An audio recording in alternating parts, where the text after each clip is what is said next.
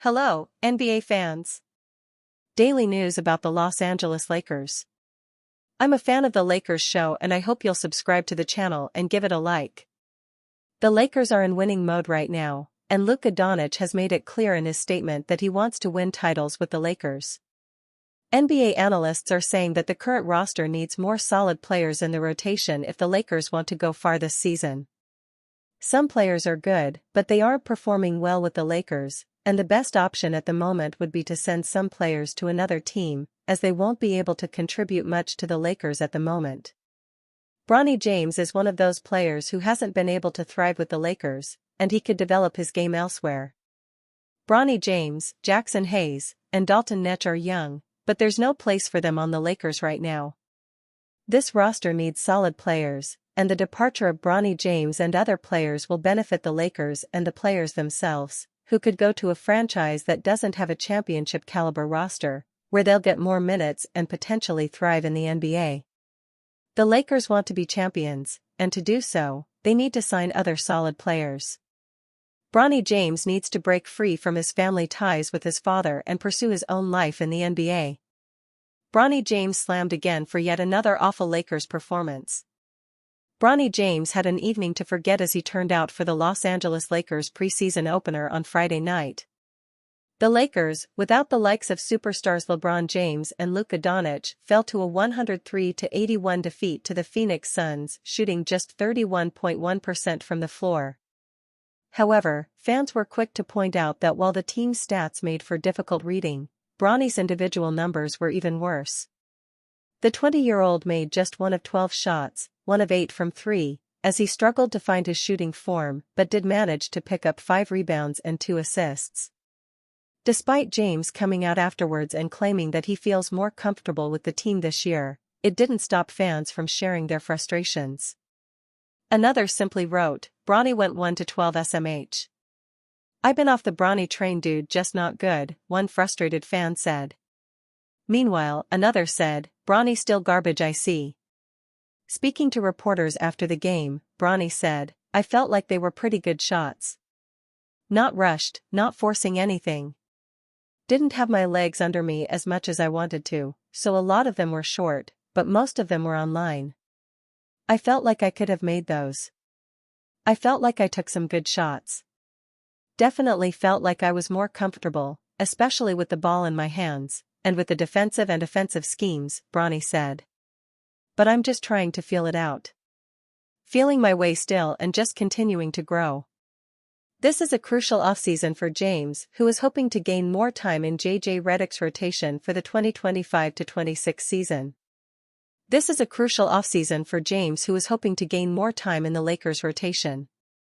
Bronny told ESPN during NBA Summer League play that he'd spent the last year trying to overcome lingering issues stemming from a heart condition.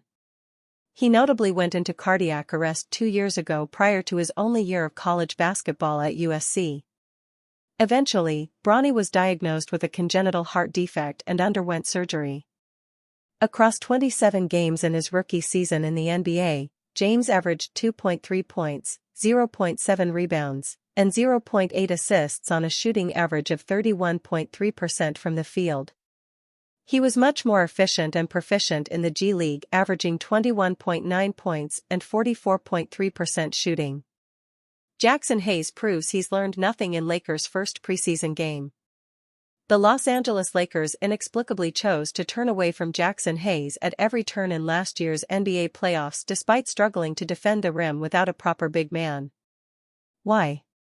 Well, because they could not accomplish that task with him on the floor either.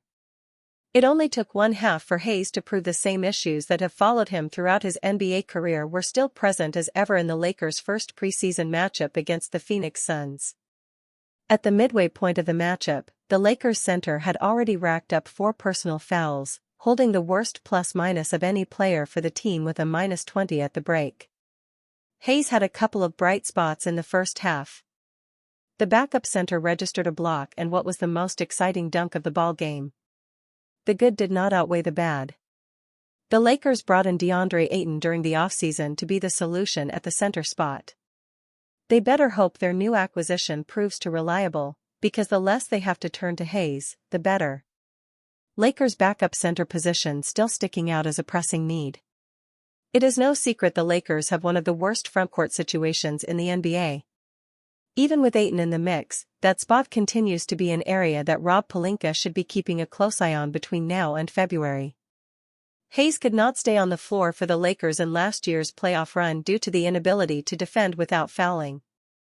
The Lakers' big man racked up 2.0 personal fouls in 7.8 minutes per game. That equates to an average of 9.3 a night when adjusted for 36 minutes of action. On Friday night, it was 4 personal fouls in 11 minutes of action in the first half, which saw the Lakers trailing the Suns 57-44. Those 4 came before the minutes total even climbed that high. The Lakers clearly thought the Hayes experiment was one worth continuing for another season when they brought him back on a one-year deal during the free agency period. While one preseason ball game will not change that thought, it is still disappointing to see familiar issues haunt the former lottery pick.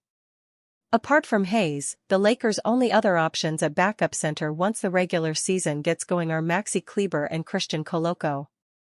It will be worth closely monitoring which player, if any, can emerge as the most dependable option of the bunch.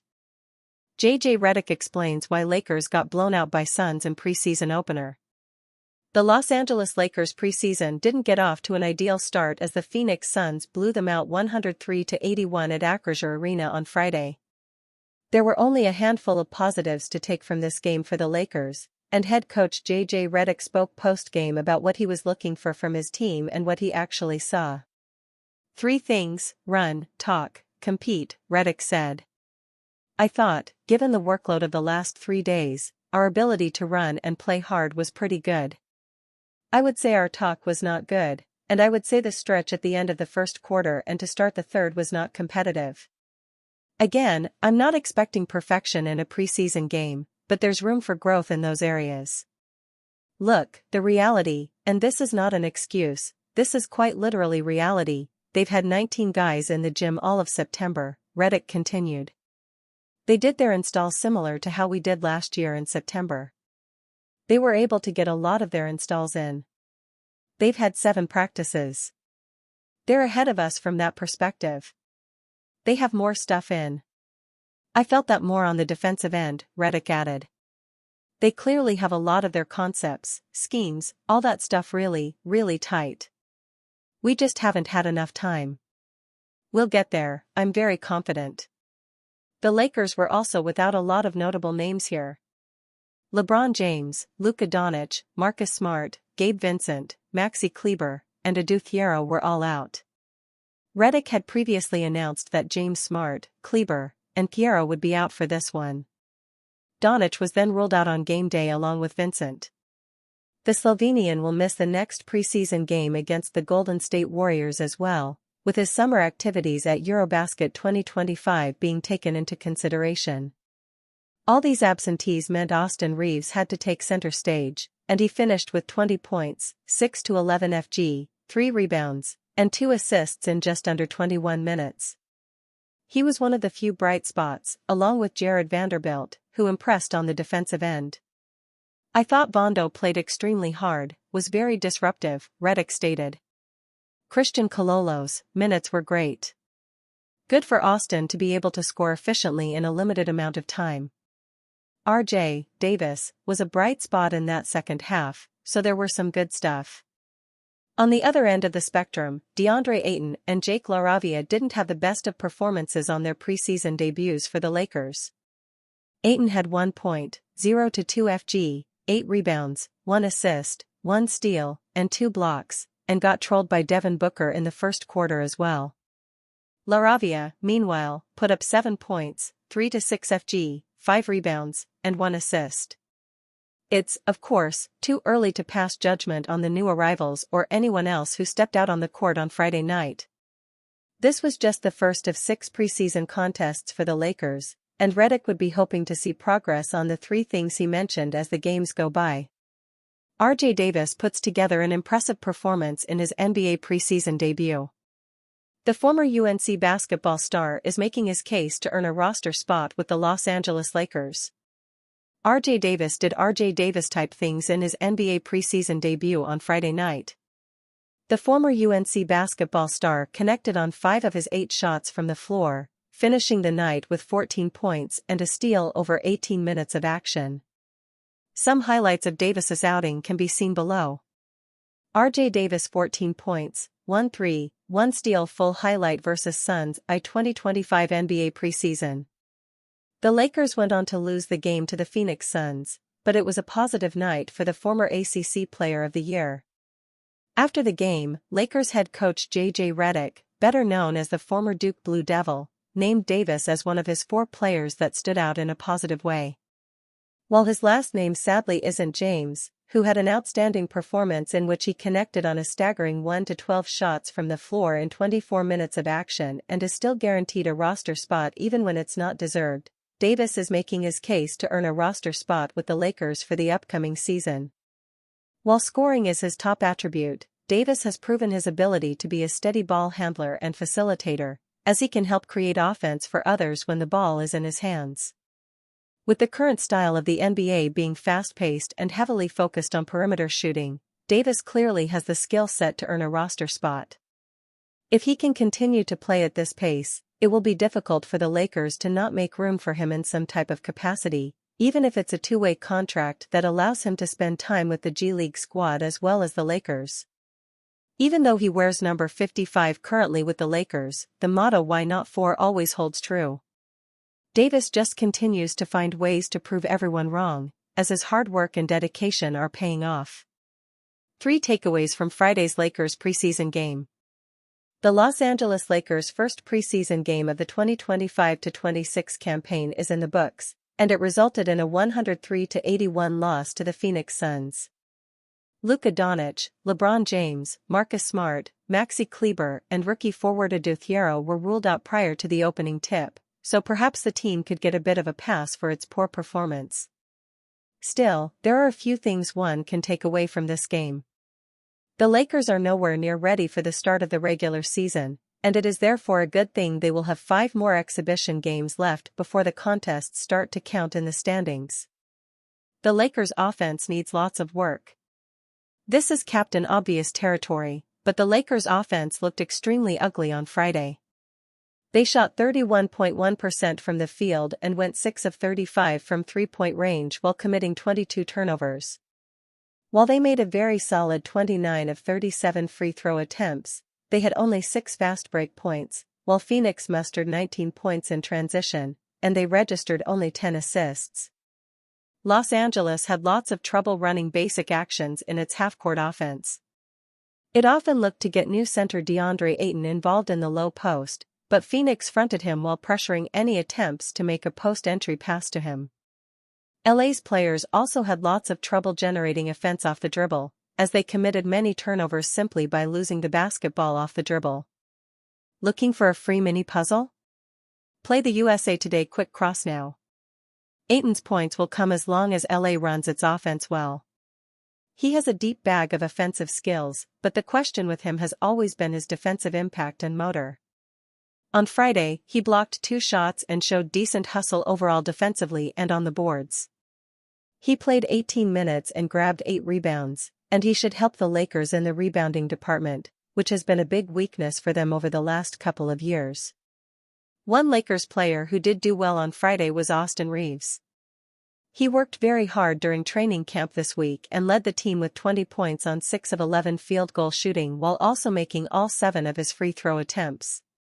Everyone knows this will be a big season for Reeves, as he's expected to opt out of his contract and become a free agent next summer. It will be hard for him to put up much more than the 20.2 points and 5.8 assists a game he had last season, but staying at approximately that level of production while increasing his efficiency a bit would earn him a big contract in 2026. Luka Doncic's influence made Lakers a bigger threat in NBA free agency. Luka Doncic has only played half a season with the Los Angeles Lakers, but he quickly became a face of the franchise when he arrived.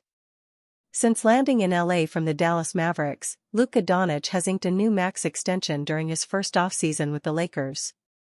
He also had some pull with certain roster moves. The Lakers don't typically have to do too much convincing when they are working on acquiring a player, but Marcus Smart made it clear that Luka had the juice this offseason. Discussing his decision to join the Lakers in the offseason, Morris recalled feeling like he was being pranked when he heard that Doncic was extremely supportive of the Lakers' pursuit of Morris. "When my agent told me Luka called him and was very interested, I didn't believe him at first," Smart told reporters. "I'm not gonna lie.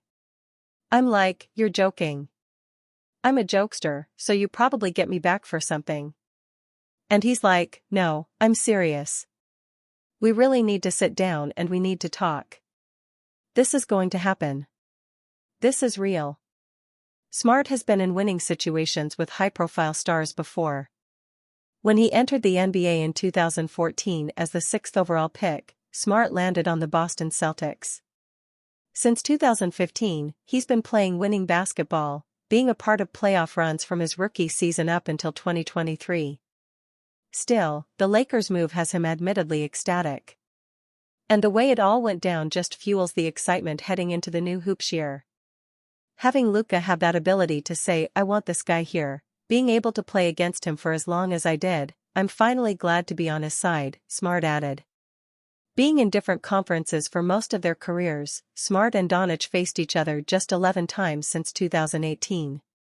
As a defensive specialist, Smart has had to deal with Doncic, who was averaging 30.1 points per game against the Celtics in 8 matchups, and then 3 with the Memphis Grizzlies. For potentially the next 2 seasons, Luka and Smart will be teammates out west for the first time. Since parting ways with the Celtics via trade in 2023, Smart has played for 2 different teams. He spent the entire 2023 to 2024 season with the Grizzlies. In 2024 to 2025, Smart appeared in just 19 games for the Grizzlies. At the 2025 trade deadline, Smart was traded to the Washington Wizards. He finished the year with 15 games played, averaging 9.3 points, 2.5 assists, and 1.9 rebounds. Being that the Wizards are in a rebuild, they agreed to do a contract buyout with Smart, who brings two-way value to a contending team. 2 days later, Smart was teaming up with Luka and LeBron James out in LA. In Smart, the Lakers get a veteran who has averaged 10.6 points, 3.4 rebounds, 4.6 assists, and 1.6 steals per game. He's a former Defensive Player of the Year and a 3-time NBA All-Defensive winner.